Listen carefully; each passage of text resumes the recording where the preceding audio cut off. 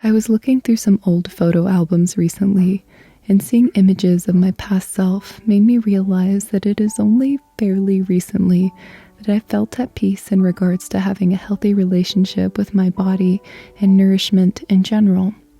As you may know, I've made videos in the past about recovering from an eating disorder.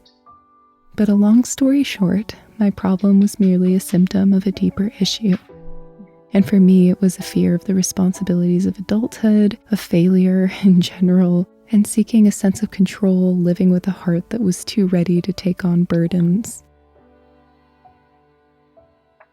It took me 7 years to feel fully and completely recovered from my disorder. That is a very long time. And I wanted to say that number because I think that time taught me something I didn't expect. When it comes to improving our lives, reaching our goals and dreams, putting an immediate deadline for achieving them can risk sabotaging the entire journey.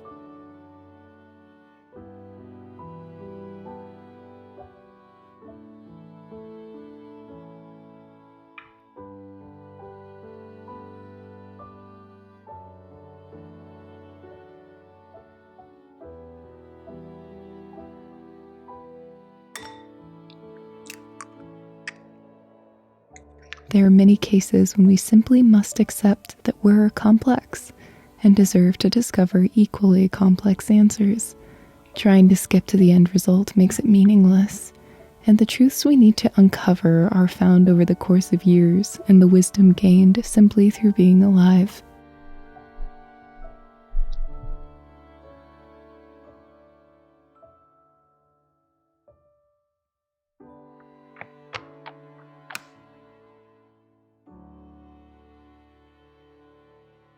I was not unhappy and miserable for those 7 years, to be clear. I was not simply putting my life on hold, because when I started the road to recovery and facing the other mental issues I had to address, I was choosing to actually start living, to see things out. And when you choose to do that, it doesn't mean you're ready to be perfect or live the ideal version of your life or not make mistakes. It doesn't mean choosing to be happy while sweeping those other uncomfortable emotions under the rug. If anything, I started that road to recovery when I started to let myself feel deeply, feel the pain I was holding, the fears I had, and consequently discover that deep desire to be alive, even though that wish was hidden away under many layers of lies I had told myself. The lie that things don't change, the lie that I don't deserve help. We all have limitations, but there's always at least something we can do to make tomorrow a bit better, even if it's a very small change. At least, I needed to believe that to start moving forward. This is what worked for me, and you must discover what works for you. Isn't that rather exciting?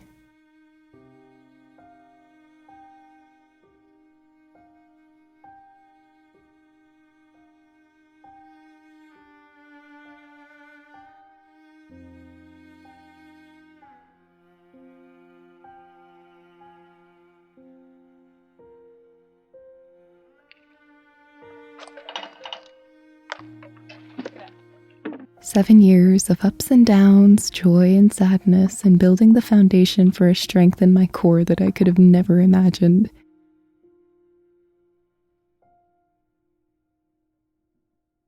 If I met my past self, I know she would be so proud and amazed that I waited out the storm and became something so beautiful in the process that I would never dare believe that the world would be better without me anymore.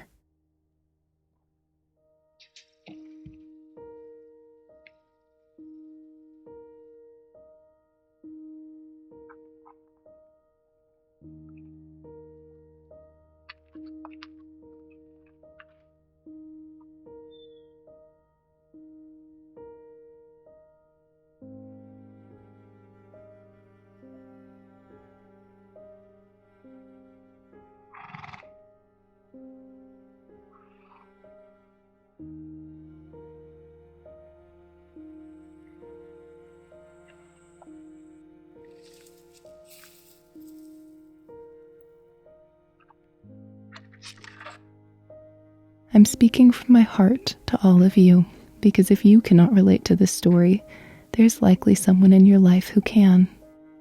And they need your love and understanding. It's what humans do best, in my opinion, to love, and we can always use more of it in this world.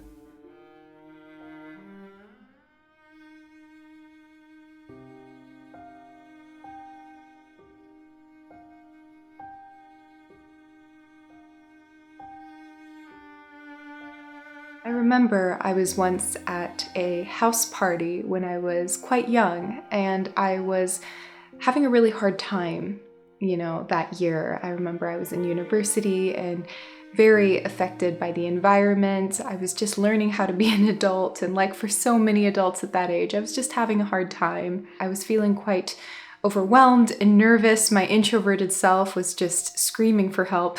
And so I remember I went out to the porch just to get a breath of fresh air. There was a young man there just doing, I think, pretty much the same thing. I remember we chatted just a little bit, and he asked me if I was okay, because I think he could tell in my face that I was having a hard time and I didn't really want to be there.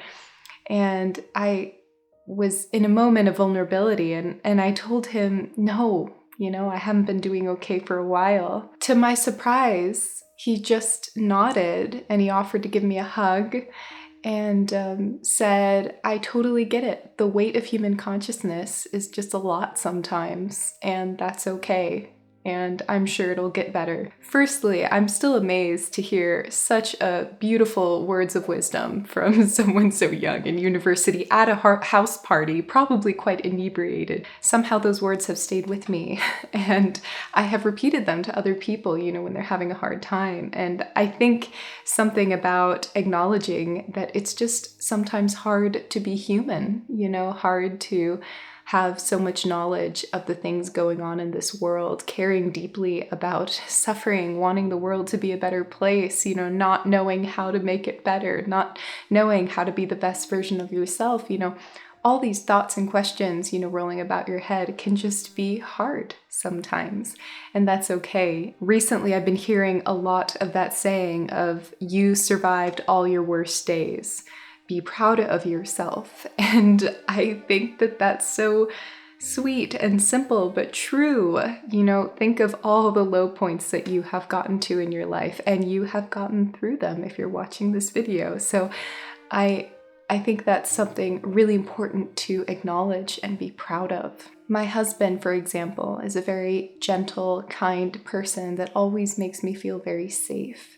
And I know that I would appreciate that of him no matter what my life experiences are. But looking back at the abusive relationships I experienced, I do value him in such an incredible way. When I chose to start that road of recovery, I wasn't just choosing from day one, to figure things out and immediately, change everything about my lifestyle and all my decisions. And the reason that it took me so long to fully recover from the disorder I was facing was because I was not ready to truly and completely face every single fear, anxiety, and issue that I had. That process took years of gaining courage to unpack those layers. But every day I chose to live and to try to enjoy life a little more, to be a little better version of myself, to let go of one more little part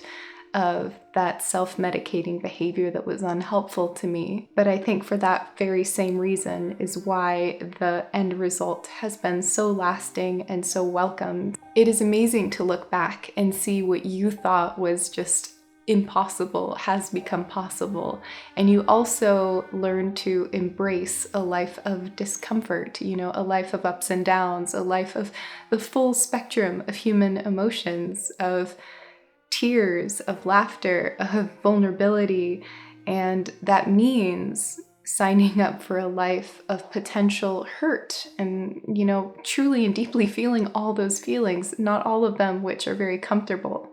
But at the end of the day, you do know that you have been allowing yourself to feel and deeply feel, and that that's such a beautiful, such a human, and such a I think, recipe for lasting fulfillment. Face those fears little by little and just take those baby steps of progress. It's amazing over the course of years how far you can get. On a far more lighthearted note, I did want to share that I recently went to a really fun type of fair. It's called a bartering fair. It's a little bit like a flea market, but instead of bringing money, you can bring money and buy things, but you are also encouraged to bring items and trade. Whenever you can walk into a space and $20 will get you so many random, antique, interesting items, then I'm very happy. I hope that this inspires you to go antique shopping or thrift store shopping and looking at what all these beautiful secondhand shops have to offer. It is such a sustainable and just wonderful, I think, way to bring items into your home that have a story. That being said, I am, of course, sending my love. I hope you have an absolutely wonderful week, and I will see you very soon. Do take care of yourself. Goodbye.